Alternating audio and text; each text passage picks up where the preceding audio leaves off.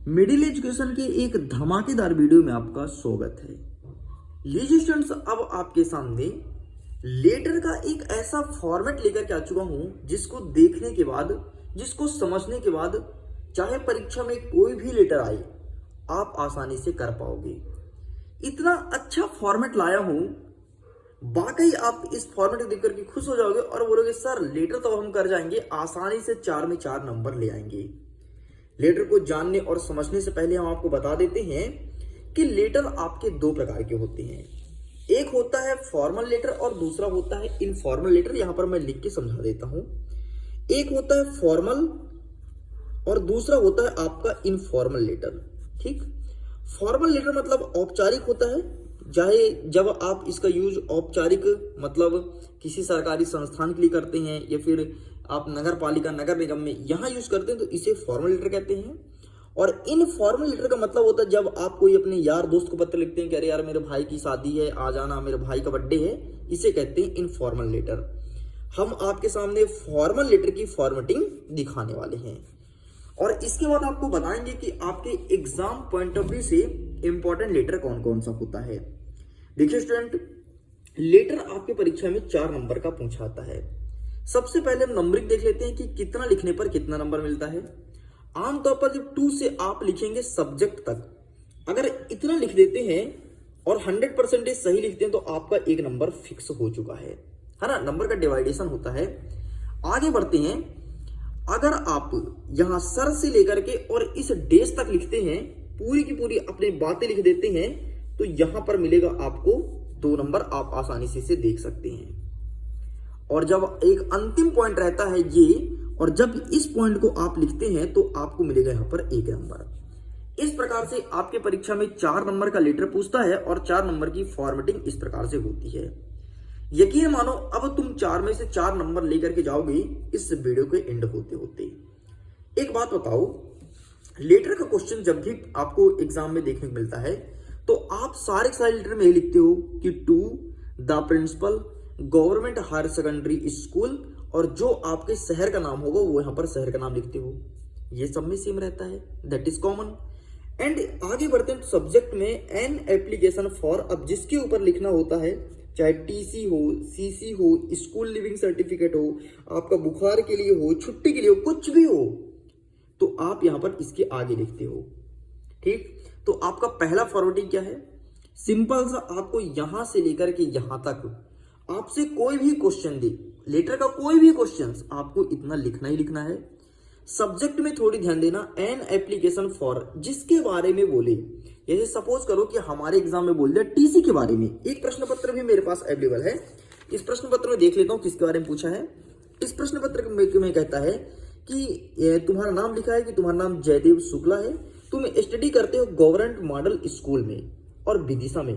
तो जब भी बेटा आपके लेटर में किसी स्कूल का नाम हो तो फिर यहां पर आपको अपने स्कूल का नाम नहीं लिखना है, बल्कि जो लेटर में स्कूल दिया है तो आप लिखेंगे government model school, government model school, और जबलपुर के स्थान पर आप लिखेंगे विदिशा और एमपी। बस इतना आप लिखेंगे। और ये कहता है write an application to your principal fee concession, तो सिंपल सा एन एप्लीकेशन फॉर, आगे लिख देंगे फी कंसेशन। बस इतना आपको लिखना है। ठीक, इतना कर देंगे, आपका कंप्लीट होता है। ठीक है, स्कूल का नाम ये लिखना है और फी कंसेशन इसके पीछे जोड़ना है।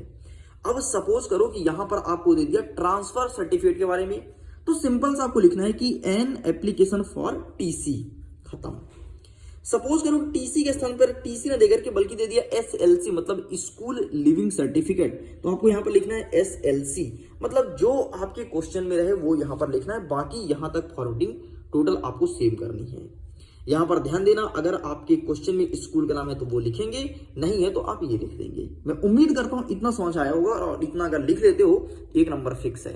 मतलब 1 नंबर तुम्हारी चीटिंग हो गई यार, तुम्हें कुछ करना ही नहीं पड़ा, जो यहां पर लिखा है क्वेश्चन में वही तुमने लिख दिया, खत्म, तुम्हारा 1 नंबर बन गया। अब देखो आगे बढ़ते हैं, और यहां पर क्या लिखना है, थैंक यू योर ओबेडेंटली, अपना नाम। अगर तुम बोर्ड का पेपर दे रहे हो तो अपना नाम मत लिखना, बल्कि XYZ लिखना। अपने क्लास को सही से लिख सकते हो, अगर तुम क्लास 10th में हो तो क्लास 10th लिखना, 9th में 9th लिखना, बस इतना आपको लिखना है। और इतना लिख दिया तो 1 नंबर फिक्स है। अब बताओ, 4 नंबर का तुम्हारा लेटर था, 2 नंबर तुम्हारा बन गया। अब देखना इसमें हम 2 नंबर कैसे लेकर के आते हैं। बीच का जो सेंटर पॉइंट रहता है इसे बॉडी कहते हैं, ठीक, इसे बॉडी के नाम से जानते हैं। अब देखो बेटा, आपको कोई भी लेटर दे, सब में इतना लिखना है सर, सर के बाद लगाना है comma, most respectfully I beg to say that I am a student of class 10th in your school. सब में लिखना है, चाहे आपका छुट्टी का हो, चाहे आपका टीसी का हो, चाहे आपके बुखार का हो, सब में इतना लिखना है। फिर इसके बाद हमने डैश डैश छोड़ दिया, मतलब यहाँ पर जो जिसके बारे में दिया वो भरेंगे। फिर आगे लिखेंगे आई can not attend the school for, और जितने दिन के लिए आप छुट्टी ले रहे हो, 5 दिन, 6 दिन, 7 दिन, 8 दिन, 10 दिन, 20 दिन, 80 दिन, साल भर, 2 साल, जितने दिन की छुट्टी ले वो यहाँ पर लिख दोगे। आगे बढ़ते हैं, एक और बात लिखो कि kindly grant me leave for, फिर जितने दिन के ले रहे हो वो लिख देना, तुम्हारा कंप्लीट हो गया। अब इतना तो बच्चे आप रट लेना, इतना रट लेना, ये तुम्हारा फॉर्मेटिंग 100% एकदम एक्यूरेट वाला हो गया। अब बीच में क्या लिखेंगे ये चीज जरा समझना। सपोज कीजिए कि हमारा क्वेश्चन बोला है कि टीसी के बारे में लिखना है। अब देखना हम टीसी के बारे में कैसे लिखते हैं, जरा सुनना, ध्यान सुनना बात को। Sir most respectfully I beg to say that I am student of class 10th in your school, my father has been transfer Shahdol to Jabalpur. बस खत्म। I can not attend the school for, फिर ये आप नहीं लिखोगे, ये लिखोगे I can not attend the school, और फॉर डेज मत लिखना, फिर ये चीज आप नहीं लिखोगे, बस अटेंड द स्कूल, और काइंडली ग्रांट मी इशू माई टीसी। यहाँ पर लीव के स्थान पर, लीव मतलब छुट्टी होता है, तो यहाँ पर लिखोगे इशू माई टीसी। खत्म खत्म खत्म, तुम्हारा काम हो गया। तो ये हमने बता दिया टीसी का कैसे लिखोगे। अब आगे टीसी के स्थान पर सीसी आ गया। सीसी मतलब होता है कैरेक्टर सर्टिफिकेट, इसका भी देखना, मैं भी सुनाता हूं।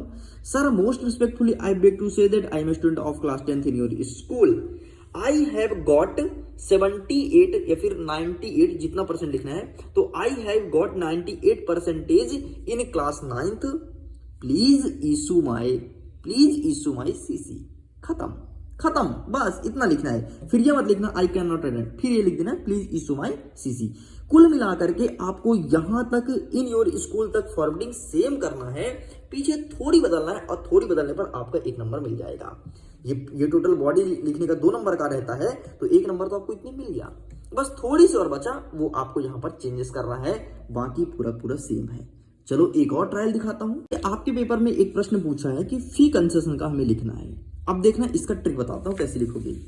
Sir most respectfully I beg to say that I am a student of class 10th in your school, my father is very poor, so I can not pay the fees, please relief my fee.